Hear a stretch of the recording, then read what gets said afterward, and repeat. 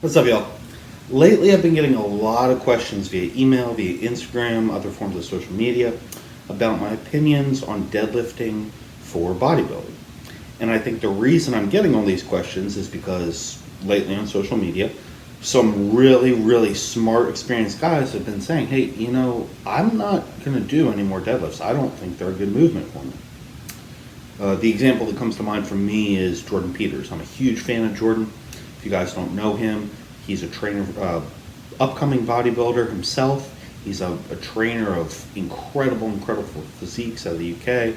And he's a super smart dude with a lot of cool ideas about training, especially with high frequency, high intensity styles, which is obviously something that really appeals to me. And recently he had a post that was talking about deadlifts and saying how, he didn't think deadlifts were worth the recovery cost, is what I call it. And recovery cost is, so you do a heavy set of deadlifts, you're fucking fried. It takes you a day or two to recover. You got to eat all the food. You're too beat to train and focus on other smaller muscles, stuff like that. And it's not worth it to him. For back fitness, he can do other movements. He can do RDLs for hamstrings. He doesn't need these deadlifts. And on top of that, they're an additional safety risk. So, first of all, it's a fantastic question. Just a fantastic question, because if you're asking, should I do deadlifts, you're starting to question assumptions, and that is huge, huge. It gets back to what I say over and over and over again. You have to find what works for you. You're not looking for what works for other people. It doesn't matter if everybody says you got to do deadlifts. If deadlifts don't work for you, don't do them. But on the other hand, you're not fucking Jordan Peters, guys. I'm sorry. If your logic is, I'm not going to do deadlifts because Jordan says I shouldn't, that's a terrible, terrible reason. Because you're not Jordan, and Jordan's probably never worked with you in person. If Jordan had worked with you in person, totally different story, right? He knows what's up. But he doesn't know you from asshole fucker on the street, right? So you can't just go by stuff that you read on the internet. What you need to do is take that information and you need to apply it to yourself. So let's take a different scenario. Let's say you're an intermediate/advanced level bodybuilder, right? You built a very significant strength base. We're going to get back to that in a second. You built a very significant strength base to the point where you can at least deadlift double body weight, hopefully 2.5 times body weight. You can squat double body weight. You can bench 1.5 times body weight, hopefully for reps. And, your only focus is on your physique. Well, and then let's say on top of that, every time you do deadlifts for an extended period of time, you do them really heavy, you tweak something. You tweak a hamstring or an adductor or a lat or whatever the case may be. And you decide, you know what? I don't really need to get that much stronger to reach my goals. I built this base level of strength where I can barbell row so much that my back thickness is going to be up to par even if I never deadlift again. And if that's the case, and you decide those injuries aren't worth the trade-off of any enjoyment you get out of deadlifting or any additional benefits deadlifts offer over bent over rows, don't fucking do deadlifts. There's no point to it, right? But it's all about finding what works for you. It's not just blindly following assumptions. This can apply to any movement. So another related question that I got was, what do you think about traditional powerlifting methods used for bodybuilding? And obviously that's a question right up my alley because it's exactly what I'm doing. And obviously, I believe it can work for me. It doesn't mean it can work for everybody. But in general, I think that when you're training for bodybuilding, you need to look at movements that are going to help you reach your goals, just like in powerlifting, right? If you go back to the powerlifting assistance exercise where you're trying to find movements that put yourself in a position to work on your weak points, you're doing the exact same from bodybuilding from a physique aspect. Now in this case, I think it's extraordinarily valuable to have some external input because it can be very hard to evaluate your own physique. Be like, well, do I really need more back width? Do I really need more biceps? Or is it more just, the ratio of my biceps, my shoulders, whatever the case may be? It's very helpful to have some objectivity there. But once you figure out your weaknesses, the question isn't, okay, how does somebody else suggest that I get my arms up to par? It's, okay, based on my training experience in my career, what movements have I felt were most beneficial in the past? And based on those movements, can I extrapolate anything else? So let me give you another example, right? For me, back when I first started training, I had no idea what the fuck I was doing. I followed bodybuilding books out of a magazine, like I'm sure you all did. And one of the movements I found that I really liked were spider curls. They just put my biceps in a position where I could work really, really hard, feel that contraction and stretch fully on every rep, and didn't have to think too much about my form. It just kind of naturally fell into place. Obviously a really good movement for me. Then I can break that down and I can say, okay, so what's special about a spider curl that maybe I can apply to other bicep movements? Well, my arm is supported, so it's probably taking some pressure off my front delt, right? The back of your tricep is supported. So it's probably taking some pressure off the front delt, off the lat, which are problem areas for me. It's putting my bicep in a stretched position where it's hanging straight down so I can get that full stretch.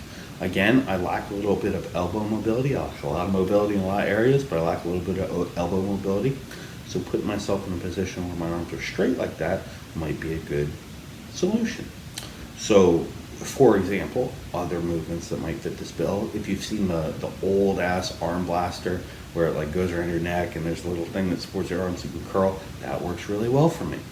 If I do a variation, I'll show you guys this in a future video, a variation of lat pull down where I'm facing away from the lat pull down, right? I kneel down here and I have the pull down bar and I'm pulling down like that just with my arms, just by flexing my elbows. That's another really good movement for me for whatever reason. And you can do that to compound movements as well, right? So let's go back to deadlifts. Well, when you're looking at deadlifts, they're allowing you to move a heavy weight using not just your back, right? You're also using your hips, glutes, legs. You're probably not limited by grip as long as you're using straps, which might not be possible on some other exercises. Some machines in particular might be kind of difficult to get strapped up in there. And, it's a free weight movement. So then you compare that to barbell rows, well, maybe you should do cheap barbell rows where you can get a little bit of momentum in there if deadlifts were really good to you. If they weren't, let's say that you were lacking the lat activation, you can look at, okay, what's really good for lat activation for me? Well, wide grip pull downs I really, really like. So maybe you try some wide grip partial deadlifts and find, hey, these are a lot more valuable. The point here is to not lock yourself into any dogma, right? That's really what it comes down to. Just because somebody says it, whether it's me, whether it's Jordan Peters, whether it's John Meadows, Dave Tate, guys I look up to enormously, it doesn't matter if it doesn't work for you, okay? So take everything you read with a grain of salt, try and analyze it, and try and kind of break it down so that it really fits what you're going for. Now, I do want to clarify some stuff that I think is really, really important. I am speaking to the guys who are at that level where they have the information about their bodies, they have the experience to be able to make these decisions. If you're just starting out, I'm sorry, you don't. When I was just starting out, I had an ego as big as the fucking ceiling, and I thought I knew everything, and I thought I could, train just like a pro, and it's not true. You just don't have the experience. There's nothing else to it. It's not the heart, it's not the genetics, it's not the drugs, it's not any of it. It's the experience. If you don't have that experience with your own body, you can't do this. And in that case, you probably should fucking deadlift. You probably should be in a fucking starting strength type program, or a very basic program, unfuck your program, something like that, where you are deadlifting, you are squatting, you are benching, you are building that base level of strength. And that's going to be part one of Unfuck Your Bodybuilding series that I'm going to get to after we deal with PEDs, after we deal with Project Big Ben, after we deal with all this other stuff. But it is coming, and that is a very, very important part of it. Now, I have one more big announcement. If you guys would like to see how I put this in practice on a very tangible basis, Justin Harris, my nutrition coach, and I are launching Project Big Ben. It's going to happen either tonight or tomorrow night. I'm going to send out an email to everybody who's signed up at phdeadlift.com. I'll put some notices on my Instagram page, and I'm sure Justin will do the same. But this is a really cool project.